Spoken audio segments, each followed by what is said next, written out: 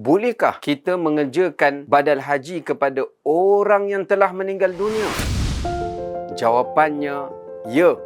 Kita boleh melakukan badal haji kepada orang yang telah meninggal dunia. Bahkan ada juga yang bertanya, sampai ke pahala, apakah dikira haji kepada orang mati itu? Jangan anda ragu-ragu, kerana majoriti para ulama telah bersepakat dan bersetuju. Mereka mengatakan kepada sesiapa di kalangan waris menunaikan dan mengerjakan badal haji itu kepada orang yang telah mati, maka akan sampai pahala kepada mereka, bahkan bermanfaat kepada mereka dan sah ibadah haji itu untuk mereka. Jadi, tunggu apa lagi? Segera kita lakukan badal haji kepada orang yang tersayang yang telah pergi meninggal dunia.